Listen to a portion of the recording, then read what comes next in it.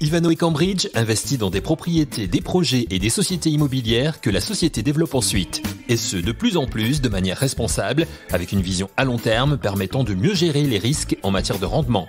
L'objectif actuel d'Ivanhoé Cambridge est la création d'espaces vivants favorisant le bien-être des gens et des communautés tout en réduisant notre empreinte écologique. Les grands entretiens, un podcast Imo Week. De tout cela, nous parlons aujourd'hui avec Karim Abra, vice-président exécutif et directeur général Europe et Asie-Pacifique d'Ivanhoé Cambridge. Karim Abra, d'abord, comment Ivanhoé Cambridge a-t-elle traversé la crise sanitaire? Où en êtes-vous en ce printemps 2021 qui reste compliqué? Écoutez, je pense que vous avez raison. Nous la traversons encore, cette crise sanitaire. Nous ne l'avons pas traversée complètement, mais nous sommes optimistes. Nous voyons effectivement que les choses s'améliorent.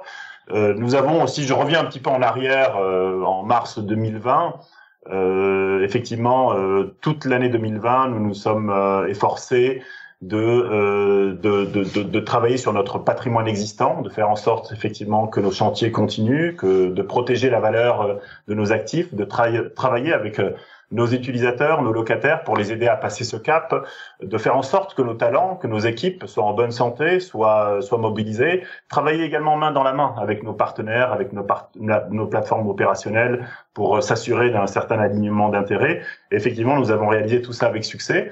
Ensuite, si je regarde un petit peu les réflexes que nous avions eus en 2009, on a tous pensé en termes d'investissement, nous avons tous pensé que nous aurions une sorte d'année blanche, une semi-année blanche, et ça n'a pas été le cas. Nous avons été effectivement très actifs dans l'investissement, puisque nous avons réalisé à peu près 2,5 milliards entre l'Europe et l'Asie-Pacifique. Nous avons réalisé à peu près 2,5 milliards d'investissements, et c'était quand même assez surprenant parce que on pensait qu'effectivement qu'il y aurait un ralentissement en termes d'acquisition, mais ça n'a pas forcément été le cas. Alors nous avons l'avantage de ne pas nous financer avec de la dette externe, ce qui nous a permis de sécuriser un certain nombre de transactions.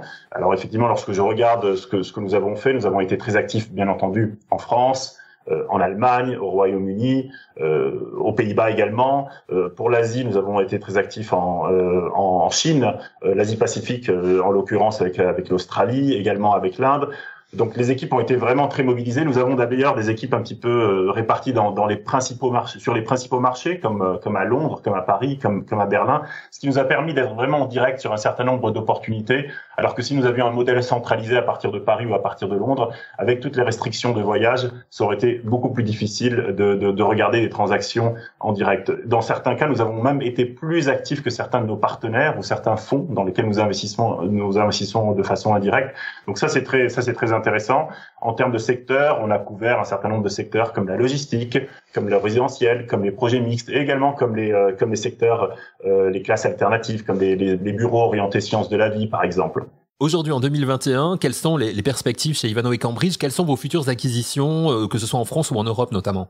Écoutez, nous sommes optimistes pour 2021. Comme je vous l'ai dit, les choses s'améliorent. Nous allons continuer sur la lancée de 2020. Alors bien entendu, toujours en nous concentrant sur notre portefeuille existant, sur nos chantiers, sur nos projets, sur nos partenaires, sur une gestion dynamique également de nos plateformes opérationnelles. C'est quand même très très important. Nous avons aussi un certain nombre d'actifs qui arrivent à maturité, des actifs où nous avons exécuté le plan d'affaires et que nous allons vouloir vendre. Mais en termes d'acquisition, on va continuer un petit peu ce qu'on a commencé en 2020. C'est d'ailleurs une stratégie qu'on a même déployée en 2019. Nous n'avons pas attendu la crise sanitaire, avec un vrai focus sur la logistique, mais pas forcément la logistique que tout le monde veut faire, c'est-à-dire acheter des produits finis, acheter du corps, si vous voulez. C'est plutôt créer du corps. L'ADN d'Ivanhoé Cambridge se trouve dans les stratégies de création de valeur, et sur la logistique, nous sommes implantés un petit peu partout dans le monde avec des plateformes opérationnelles, des plateformes de promotion. En Angleterre, par exemple, nous avons lancé notre propre plateforme de gestion et de promotion. Nous sommes investisseurs dans l'opérationnel et dans le développement. Donc nous achetons des terrains, nous prenons des risques de permis, de construction, de commercialisation, et nous allons faire la même chose effectivement sur la France. L'année dernière, d'ailleurs, en France, nous avons effectué en 2020 la transaction la plus importante en termes de logistique avec le portefeuille Hub & Flow, un portefeuille de 17 actifs entre Paris et Lyon, et on va continuer sur cette lancée pour ce qui est de la logistique. On va regarder également les projets mixtes. On est très friands de projets mixtes. En 2020, nous avons par exemple acquis un projet mixte boulevard Voltaire. On va en faire un joyau avec du logement, avec des commerces, avec du bureau. Nous avons également acquis un projet mixte à Berlin que nous développons actuellement, un ancien bureau de poste au bord d'un canal qui va attirer un certain nombre de start-up où nous allons faire également du logement, du bureau et du commerce également. Donc voilà un petit peu l'idée du type de projet que nous regardons actuellement. Le résidentiel fait partie également de nos objectifs. Nous avons de gros objectifs en termes de logement dans le monde entier. Nous sommes très actifs en Amérique du Nord, également en Asie. C'est plus difficile en Europe car les rendements sont plus bas. Mais nous regardons un certain nombre de choses intéressantes. Et enfin, je dirais toutes les classes d'actifs alternatives, comme les centres de données, comme les bureaux orientés sciences de la vie, la santé, les résidences étudiantes. Nous avons lancé, par exemple, l'année dernière, un gros partenariat avec Greystar pour développer des résidences étudiantes autour du Grand Paris. Donc voilà un petit peu les idées que nous allons continuer à mettre en place. Des projets donc en matière de résidentiel, de logistique, de santé, de résidence étudiante, mais aussi en matière de bureaux. Sur ce sujet dont on parle beaucoup actuellement, certains disent que l'immobilier de bureau est en crise, d'autres disons que non. Quelle est la position de Ivanhoé Cambridge et plus particulièrement le sentiment de Karim Abra sur la question, quand on sait que les banquiers actuellement ne conseillent pas particulièrement l'investissement dans l'immobilier de bureau? Alors il est vrai. Alors l'immobilier de bureau, il n'est pas forcément en souffrance, mais ça a été difficile en 2020. Mais ça dépend des régions. Quand on regarde en Asie, par exemple, la demande est toujours là. Les investisseurs regardent beaucoup le bureau, surtout dans des pays émergents comme l'Inde, voire la Chine. Aux États-Unis, ça a été vraiment une année difficile. New York a été une ville fantôme pendant longtemps, et à part les bureaux très bien placés avec des baux très longs, il y a eu un vrai manque de liquidité sur les bureaux en Amérique du Nord. L'Europe, c'est un peu un entre-deux.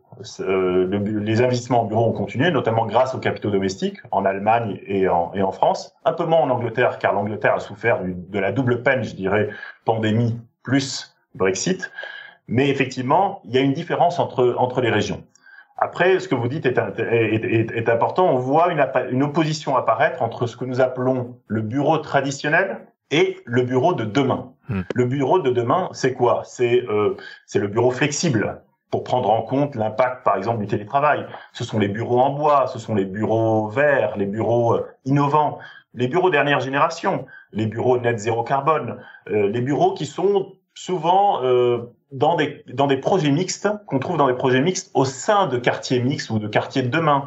Et puis, ce sont les bureaux qui mettent l'emphase sur ce que nous appelons les 3 C, connexion, collaboration et concentration. Et à partir du moment où on met tout ça en place au sein de nouveaux bureaux que nous construisons, que nous développons, je pense que nous sommes très optimistes sur l'avenir du bureau, que ça soit en Europe, en Amérique du Nord ou en Asie. Vous avez dit connexion, collaboration et concentration. Donc les fameux 3C, c'est dans cet esprit de ville de demain et aussi j'allais dire de développement durable, puisque vous avez des ambitions à ce niveau-là chez Ivanhoé Cambridge qui sont très précises. Est-ce que vous avez des exemples concrets à nous donner par rapport à ça? Oui, alors effectivement, nous avons annoncé nos ambitions en termes de développement durable il y a quelques jours et nous avons de grosses ambitions en la matière. On a l'objectif en termes de développement durable d'atteindre la neutralité carbone pour notre portefeuille d'ici 2040. Donc c'est quand même très ambitieux et nous avons un certain nombre de points d'étape ou je dirais d'objectifs à remplir d'ici 2040. Par exemple, réduire l'intensité carbone de 35% d'ici 2025. Augmenter nos investissements sobres en carbone de plus de 6 milliards de dollars également d'ici 2025 et faire en sorte que tous nos développements, je dis bien tous les développements, soient net zéro carbone à partir de 2025. Nous avons d'ailleurs commencé d'ores et déjà un certain nombre de projets en la matière. Nous n'attendrons pas 2025, mais à partir de 2025, il faudra que tous nos développements soient net zéro carbone. Vous savez qu'Ivanhoé Cambridge se place à une vraie stratégie de création de valeur, comme je vous l'ai dit, et donc nous sommes souvent impliqués sur des stratégies de valeur ajoutée, de développement, de promotion, et donc forcément ces objectifs vont être cruciaux pour mettre en œuvre nos objectifs en termes de RSE. Vous me demandez des exemples. Je vous donne par exemple, il y a notre projet à Nanterre, Hub 247, où nous allons produire plus d'énergie que nous allons en consommer. Je vous donne un autre exemple, un projet en Australie que nous regardons actuellement, également positif en énergie, un projet de logistique. Nous avons lancé cette année, nous avons acheté un terrain de 55 hectares dans le sud-est de l'Angleterre pour développer 200 000 m² de logistique. Et ça sera le premier parc logistique zéro carbone en Angleterre. Donc c'est quand même une prouesse, c'est quand même assez révélateur de nos ambitions. Alors une fois qu'on a parlé de tout ça, de nos ambitions en termes de développement durable, il faut pas non plus oublier le S, la mission d'Ivanhoé Cambridge. C'est bien sûr de générer une performance financière durable et à long terme pour nos actionnaires, mais c'est également avoir un impact positif sur l'environnement, et nous en avons parlé, mais également sur la société. Et on considère qu'à partir du moment où ces deux objectifs sont alignés, vous allez vraiment obtenir la performance que vous cherchez. Pendant longtemps, on disait on va dépenser un petit peu d'argent sur le développement durable, c'est un coût mais il faut le faire, mais ça aura un impact sur votre performance financière. C'est clairement plus le cas. Aujourd'hui, les investissements qui alignent performance financière mais également impact sociétal et environnemental vont bénéficier d'une meilleure liquidité, vont générer une meilleure performance, vont pouvoir attirer les bons utilisateurs, les bons locataires dans leur portefeuille. Et donc, il y a une véritable corrélation entre les deux et nous en sommes intimement convaincus. Impact positif sur l'environnement et également sur la société. Deux objectifs concrets de Ivanhoé Cambridge. Des sujets autour du développement durable, de la RSE qui étaient déjà des projets dans les métiers de l'immobilier avant la crise sanitaire, mais des sujets qui, semble-t-il, ont été accélérés par cette crise. Ce sentiment est-il aussi celui de Karim Abra ? Tout à fait. Et sur ces sujets-là, il y a une véritable accélération. Je dirais, ça fait 6 mois qu'on en parle énormément. Encore une fois, il y a encore 2-3 ans, on en parlait, mais on en parlait parce qu'il fallait en parler. Je dirais que c'était presque pas chez Ivanhoé Cambridge, mais en règle générale, c'était du greenwashing. Nous avons pris la mesure de ces sujets-là très tôt. Nous avons d'ailleurs une équipe RSE qui couvre le monde entier, une équipe de 10 personnes. Donc c'est quelque chose que nous avons pris en compte. Mais ça également avec l'innovation. L'innovation est quelque chose de très très important dans l'immobilier. Et bien entendu, comme je vous l'ai dit, ceux qui ne prennent pas, on voit bien qu'il y a un certain nombre de projets qui ne sont pas à la pointe des critères RSE, et aujourd'hui on sent bien qu'ils sont de plus en plus difficiles à vendre, et donc on va avoir vraiment un impact sur la liquidité de ces projets si nous ne mettons pas les choses en place. Ça veut dire que vous allez continuer des choses qui ont été mises en place aussi pendant cette pandémie au niveau interne. Ah, complètement. Enfin, encore une fois, ça a été mis en place avant la pandémie. Oui. Donc la pandémie n'a rien changé. La pandémie a changé quelque chose sur la prise de conscience du marché, bien entendu. Mais pour nous, la pandémie n'a rien changé puisque cette stratégie-là avait déjà été mise en place dès 2018 et 2019. Pour terminer cet entretien, et puisque vous avez chez Ivanhoé Cambridge une vraie vision à long terme, comment est-ce que vous voyez les choses évoluer en matière d'immobilier, qu'il soit résidentiel, tertiaire, dans les prochaines années, les 10 ou 15 prochaines années? L'immobilier, c'est aussi se projeter vraiment sur un futur assez lointain. Oui, c'est intéressant. Alors, c'est difficile d'en parler en 2 minutes, mais quand je regarde l'immobilier, avant les années 90, l'immobilier, c'était de la matière première presque. En anglais, on dit commodity, d'accord. À partir du milieu des années 90, on se souvient tous, enfin la plupart d'entre nous se souviennent de la financiarisation du monde de l'immobilier. Et donc on a commencé à regarder l'immobilier comme classe d'actifs, mais financière. On a tous été baignés dans les cash flows, dans les rendements, dans la performance financière. Et c'est vrai que depuis 2020, l'immobilier se transforme et va devenir un métier opérationnel, avec un certain nombre de thèmes qui vont devenir très très importants. Et c'est des thèmes que nous prenons en compte lorsque nous investissons ou lorsque nous décidons d'investir. Mais il va y avoir l'approche servicielle dans l'immobilier. Cette approche servicielle existait déjà dans les centres commerciaux. On n'est pas allé assez loin, et c'est pour ça que les centres commerciaux aujourd'hui ont besoin de se réinventer. Elle commence à exister dans le bureau.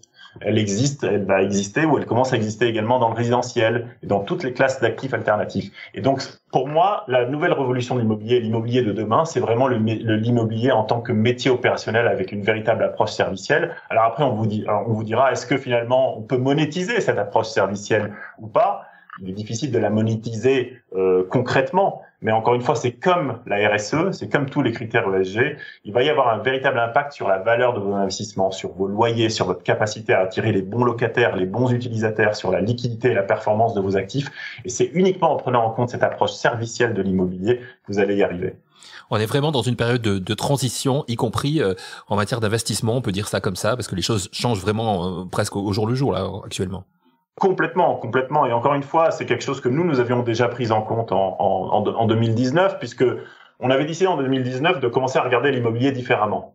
En règle générale, vous regardez l'immobilier sous 3 angles. Vous le regardez via le prisme de la géographie, de l'emplacement, de la localisation. Ça, c'est le premier angle. Le deuxième angle, ça a toujours été le secteur. Et le troisième angle, c'est bien sûr votre profil de risque, selon les rendements que vous cherchez, les risques que vous voulez prendre. Donc ça a souvent été les 3 critères principaux. Et nous avons rajouté une sorte de 4e critère, moi ce que j'appelle une 4e dimension, avec un certain nombre de thèmes transversaux qui vont vraiment impacter l'immobilier de demain. C'est ce que je vous ai dit. C'est la flexibilité, c'est la digitalisation, c'est la technologie, c'est la RSE, c'est l'innovation.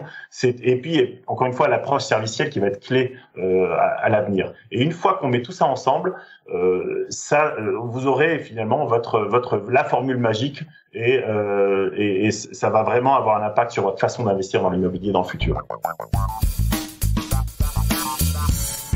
Merci à Karim Abra pour son analyse et son expertise sur ces sujets importants. Merci à vous d'avoir écouté cette émission. Nous nous retrouvons rapidement pour un nouvel épisode de Les grands entretiens, un podcast Imo Week.